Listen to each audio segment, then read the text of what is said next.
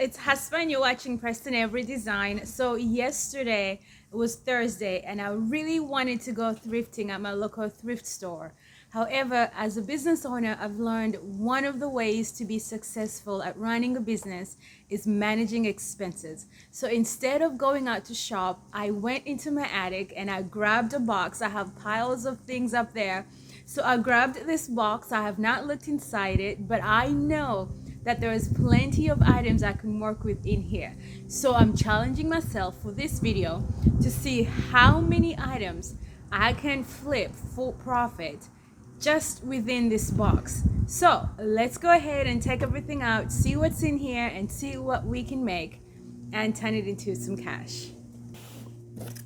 Okay, so looks like I was doing some kind of stenciling back when I first started out. I do remember this. It's a piece of very thin plywood. So we'll probably just turn this into a sign. Looks like another unfinished or scrapped project that didn't turn out like it should have. So, okay, yeah, I'm not sure what happened here. This box is from a little over 4 years ago. So I think I know what to do with this as well. Woo, look what I found. Okay, this is definitely a no-brainer. Candle stands. I love these spindles. I actually remember this came from a bed that I found on the curb. Oh, I love this. It looks so lovely. Can't wait to use this. For project number 1, we're going to take the sign and turn it into another sign. Now, this was a fail at first, but I did leave this part in so that you can see sometimes things don't always work out, but it's totally fine. It's part of the game. So I'm trying to do this dry brushing technique, and I turned this sign around because I do like the back of it much better than the front. And I'm going to stencil on this, turn it into an Easter sign. But like I said, it was an epic fail because as you can see, I tried to stencil with white paint on top of a white dry brush. So that was an epic fail and I had to scrap it and start all over.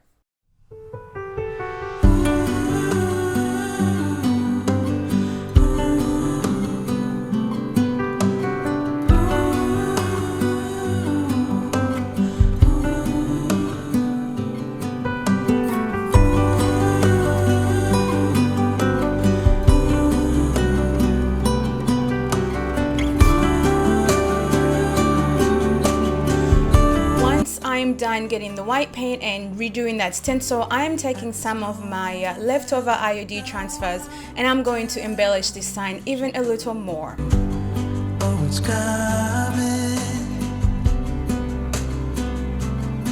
We thought we had it, the truth about our common soul, that it was fair.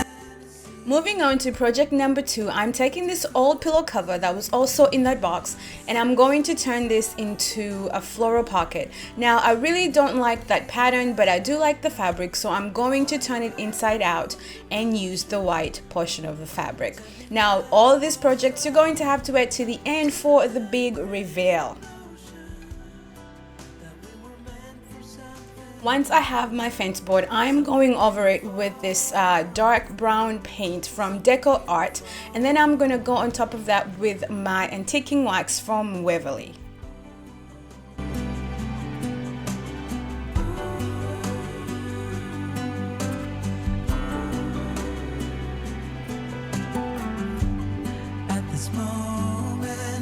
Once I am done staining this to my liking, I do go over it with a sanding block just to bring back some of that wood grain that I think turned out absolutely beautiful. Once that's done, I'm going to go ahead and use my staple gun and staple my fabric, and then I will stamp it with one of the IOD from Animal Stamps. Something to put belief in. I sit as we saw the ocean.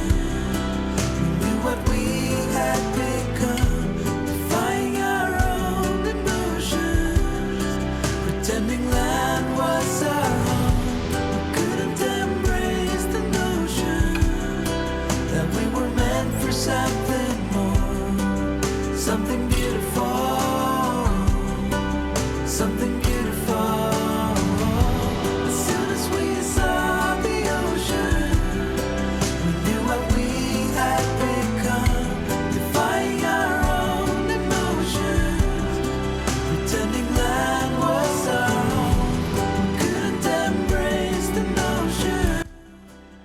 Okay, we're on to project number 3. This is a little crate that was also in the box.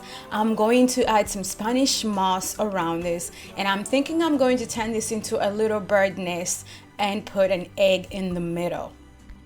Once I was done putting my moss, I realized that I really didn't like that green color, so I'm going over it with DIY white swan just to brighten it up even a little more.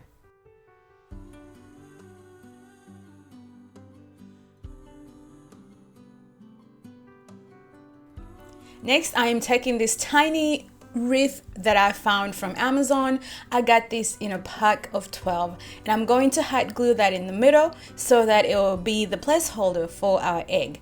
Now for the egg, I'm taking this wooden egg that I picked up from Hobby Lobby in a pack of 6, and I'm going over it at first with this brown paint from Decor, and then I'm going to use my cracker medium.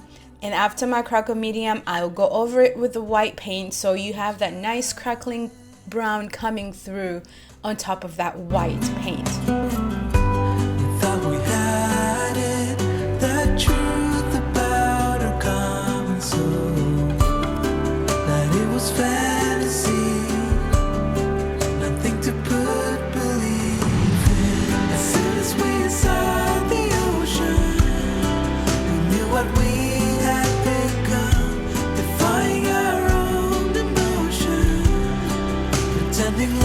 Moving on to project number 4, we are taking those spindles and turning them into candle stands. Now this is pretty self-explanatory, but I am taking these wooden rounds from Hobby Lobby, giving them a quick sand, and then I'm going to paint them using my brown paint again from Decor, and then I'll go over that with my antiquing wax from Waverly. I will then use some wood glue and my bride nailer to attach these together.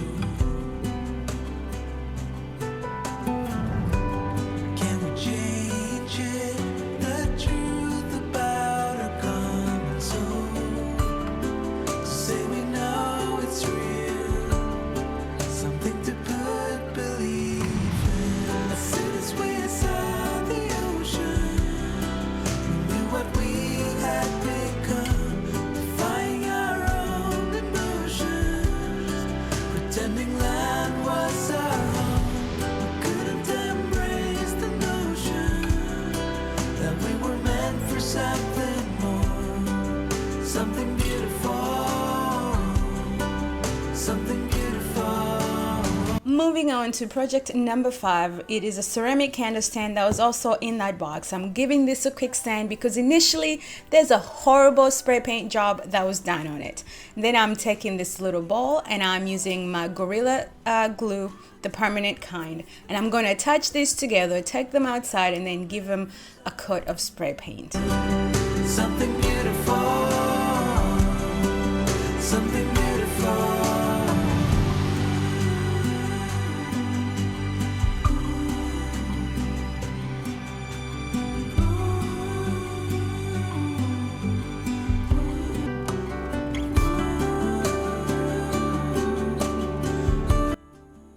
Next, we have this little wooden caddy that I painted several years back, also found in that box. Now, there's a horrible paint job on this as well. These projects were done when I was first starting out, you guys. So I'm using my sanding block to remove this ugly paint job that I did. Luckily, it's coming off really well. After that, I'm going to give this a fresh coat of white spray paint just to return it to a basic white. And then we'll do the baking soda paint technique.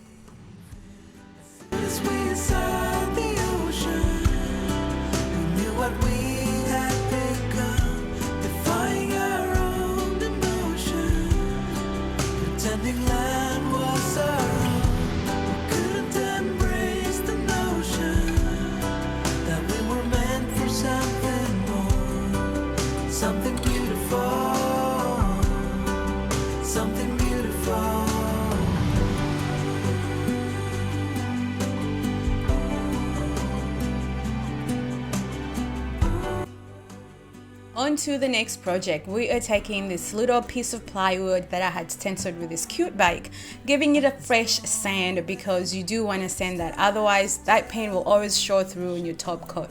Now I'm going to go ahead and frame this out, and then I'll replace that bike with a fresh stencil that says Fresh Flower Market. This was a really quick flip.